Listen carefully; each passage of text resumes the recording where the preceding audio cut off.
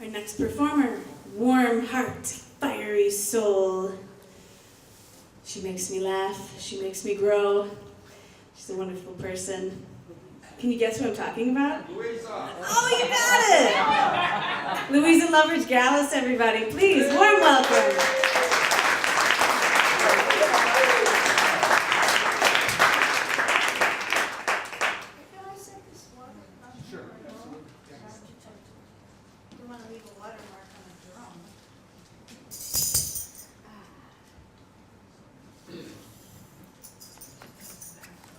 Well, I get to do a set for you, and then I'm going to stay up here for a moment and introduce our guest poet, Bill Murtaugh, after me. And if you start to have trouble hearing, you just give me a high sign, all right? So I'm going to bring you a story tonight. I hope that's all right for my set. But it's so great to be amongst these poets and musicians, and also to see all of you out here, that you remind me of a really wonderful headline. Poets have 500,000 peak experiences before sundown and live. So I guess you could say this story has been inspired by, could you call it negative peak experiences? And in the background is this proposal in the state repair budget to rescind Wisconsin recycling funds. And then at the federal level, they want to deeply relax the standards for clean air and clean water. So, can I introduce you to my fable? And you tell me later if it's a fairy tale. This is called Make It Real. It's April in Wisconsin, and several Milwaukee mud turtles gather beside their ancestral home, their pond. Together they collect beer bottles and plastic six-pack chokers that roll up on their shore. And they wonder what drugs might be in their pond water, OxyContin or Abilify or Viagra. What mix of hormones or levels of PCBs and WD-40? Turtles do pause to scrub off the scum from each other's backs, musing how the cost of one Tomahawk missile from the latest war could clean up their pond for generations. You know, the usual turtle stuff. Truth be told, these mud turtles are pretty steamed and even edgy. Edgy about the whole scene, the big picture. And close by, their young ones innocently sunbathe with their hybrid genitals and squishy shells on an estrogen-drenched branch, gently nuzzled by murky ripples underneath. Along the path comes one of the neighborhood's good old boys who oft passes this way, sporting a beer, his rugged t-shirt that reads, "I'll keep my freedom, God, guns, money, you can keep the change." And a flashy red button, "Socialism pollutes, not CO2. And polishing off his beer, he raises his arm to throw yet another beer bottle in their pond when the elder turtle cries, "Oh, sir, sir." This guy stops dead in his tracks, arm raised like a statue, unaccustomed to being hailed by the wildlife, a common turtle. "Please don't throw another bottle in our pond. This is our home. Have a heart. And besides, this is a special day. It's Mother Earth Day. I'll throw my bottle wherever I feel like it." You really think a low-life turtle is going to tell me what to do? Besides, I know you're kind. You're just an evil snapper that'd love to take a chunk out of me. You reptiles are one nasty species. Uh-oh, old turtle thinks. Another overgeneralizing bully. He thinks he knows me. He thinks all us turtles are trash. The guy ups and spins his beer bottle hard toward the pond. The wild trajectory knocks one of the little turtles unconscious, who falls from her perch and starts to sink. The mom turtle knows there's no longer any turtle care for its injuries. Frantically, she dives in. Elder turtle cries out, "How could you endanger a young child and her mother?" Big guy snarls, "Wait just a minute, Snappy. You think I'm dangerous. Let's look at you. Aren't all turtles supposed to be green? You got an awfully dark shell. How do I know you're a real American turtle?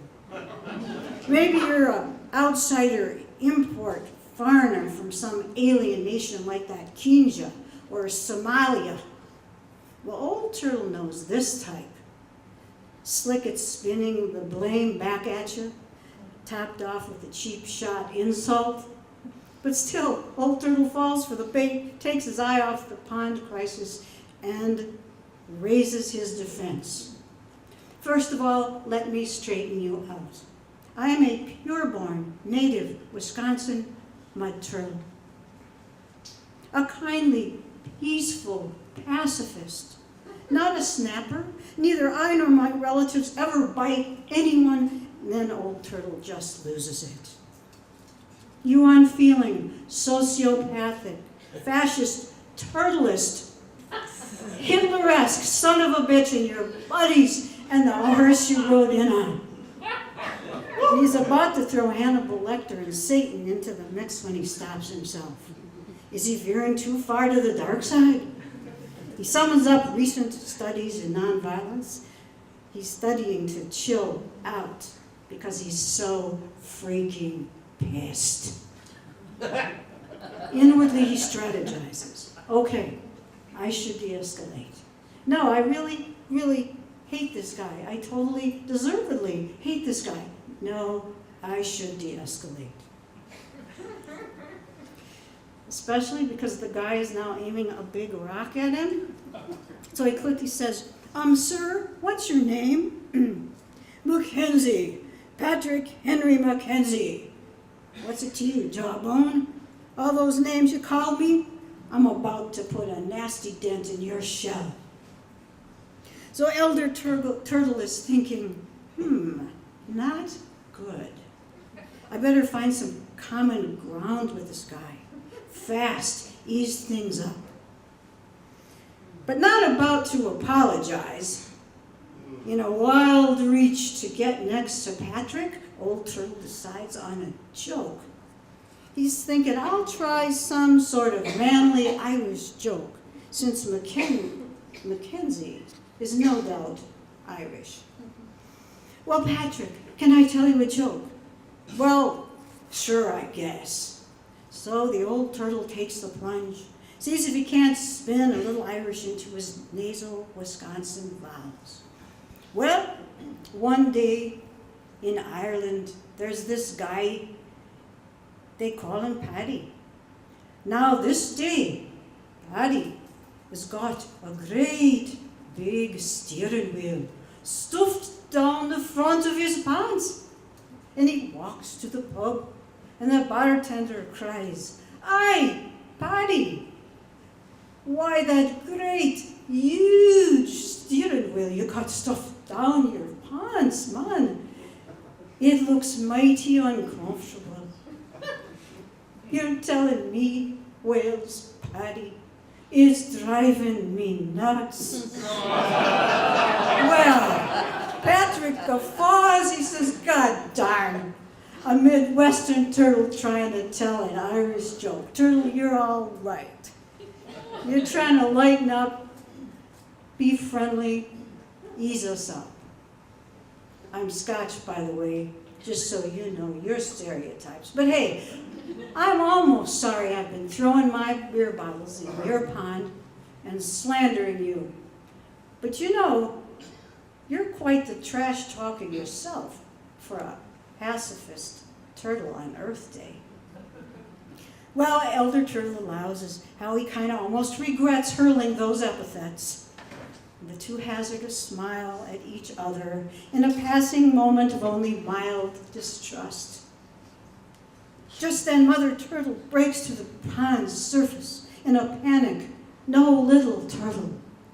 Well, Patrick takes a flying leap into the pond. He dives deep. The turtles hold their breath in shock and awe. Patrick comes back up, his muscle t-shirt, his arms smothered with goo, his hair full of cigarette butts, syringes, shards of glass with the little turtle in the palm of his hand. All the turtles sing out, "Oh, thank you, Patrick, you've made this such a special Earth Day." And Patrick proudly puts the dazed young turtle back on her rotten branch, which he now sees as floating on a slick of refuse. "Jesus, look at me and all this garbage. Turtle, you live in this every day?" "Every livelong day, Patrick, and getting no better." Patrick slogs out of the pond, boots covered with ooze, and having walked in Turtle's mud print, he says, "Brother Turtle, what's your name?" "Being 150 years old, I am Black Elk Martin Macy Mahatma Mud Turtle. But these days, you can just call me Scuzzy." "Old Turtle, you've got one heck of a set of ancestors. I'm going to call you Grandfather." Patrick kneels down before Grandfather Turtle and grasps his claw gently. And then he thinks, what am I doing? Acting all warm and fuzzy with this turtle. And old Turtle is thinking, should I really trust this guy? But kind of touched by the grandfather thing. And Patrick says, "Old one, I must be dreaming." "Yes, Patrick. But listen, I will never get to a mountaintop. But you and me, let's create a really good dream right here and make it real." "Well, Grandfather, where shall we start?" says Patrick. Old Turtle grins. "Next time you come by, Patrick, I'm going to give you back every one of those beer bottles you tossed in our pond. You go cash them in. Whatever they're worth these days, you can keep the change." Because old Turtle knows, just because you reach out, or just because you have a dream, you better not lose your edge. "Well, you got me there, Grandfather. Listen, I am going to go back and talk to my people. I'm trying to get inside their minds and eliminate some of the trash. Maybe I'll even do something for your pond." "Great idea, Patrick. You know, when you change your mind, your behind will follow." "Who said that? One of your ancestors?" "Nope," said Grandfather Turtle, who studies local politics. "Your Congresswoman, Gwen Moore." Whereupon Patrick brushes the garbage off his behind and steps up onto the path on his way. The little turtle that Patrick rescued crawls up painfully beside her tired elder. "Grandfather, do you really, really think Patrick will become our friend?" The ancient turtle looks down the long path Patrick is traveling, full of hard twists and hairpin turns. And the youngster gazes out glumly at her dark branch, floating on the scum-tipped ripples of her pond. Grandfather knows the young one needs something more than garbage in her vision. So he digs deep for his cheerful voice and says, "It really does look like Patrick's turned the corner. So close your eyes, little one, and rest. No fear." Then our weary Grandfather Turtle winds down, exhausted by his leap of faith, and steals a merciful Earth Day nap. Thank you.